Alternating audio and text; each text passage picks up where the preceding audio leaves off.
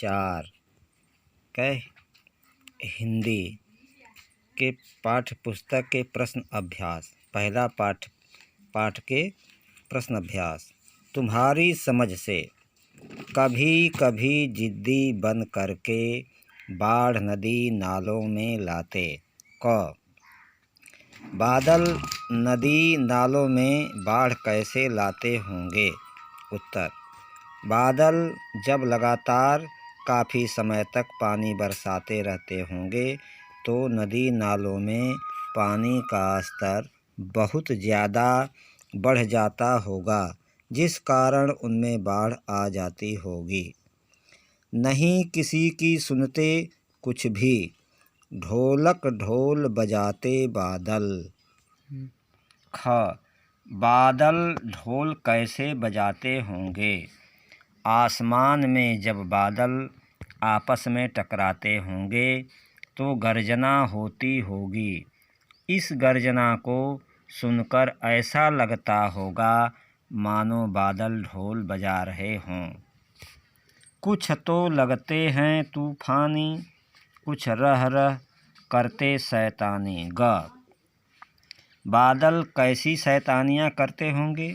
उत्तर बादल कभी आसमान में दौड़ लगाकर, कभी आंधी चलाकर, कभी तेज गर्जना करके, कभी हवा के साथ पानी बरसाकर और कभी कभी जिद में आकर मूसलाधार बारिश करके बाढ़ लाने जैसी शैतानियाँ करते होंगे।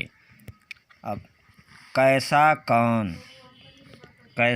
कौन सूरज सी चमकीली थाली, चंदा सा प्यारा बच्चा, हाथी सा विशाल टीला, जोकर सा मजाकिया आदमी, परियों सा सुंदर रूप चेहरा, गुब्बारे सा फूला मुँह, ढोलक सा गोल पेट। कविता से आगे। क तूफान क्या होता है। बादलों को तूफानी क्यों कहा गया है। उत्तर धूल भरी तेज हवाएं जो अक्सर बारिश आने से पहले चलती हैं, उन्हें तूफान कहा जाता है। बादलों को तूफानी इसलिए कहा गया है क्योंकि कभी कभी यह तेज हवा के साथ साथ मूसलाधार बारिश और आंधी भी ले आते हैं। ख साल के किन किन महीनों में ज़्यादा बादल छाते हैं। उत्तर साल के जुलाई और अगस्त के महीनों में ज़्यादा बादल छाते हैं।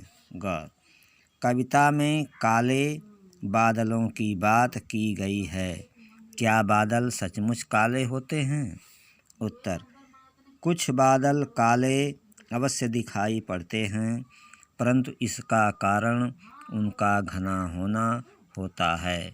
वह इतने घने होते हैं कि सूर्य का प्रकाश उनके आर पार नहीं जा पाता, जिस वजह से वह काले दिखाई पड़ते हैं।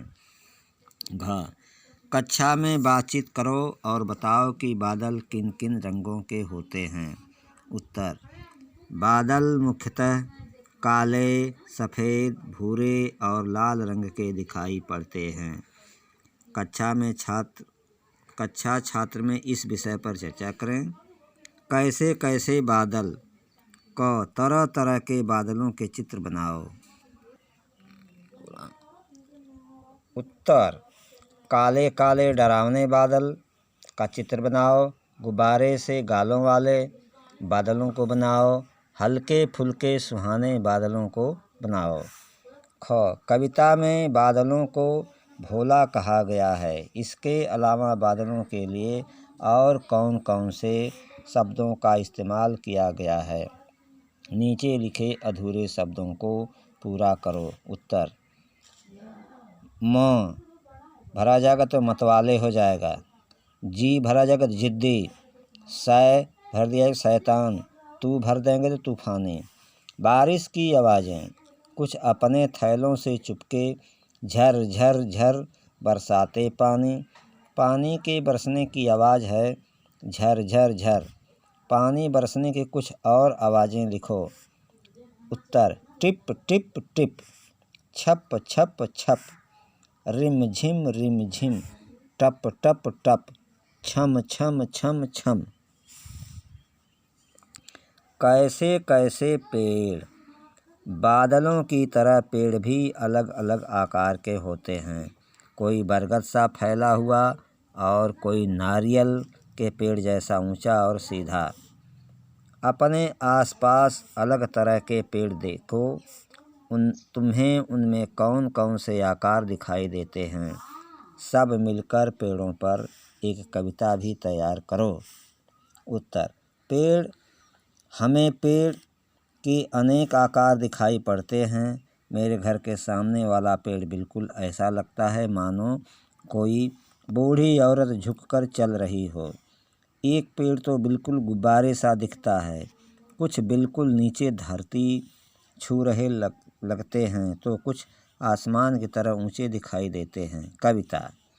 माँ ने एक नन्हा सा बीज लगाया, कुछ दिन बाद उसमें अंकुर आया।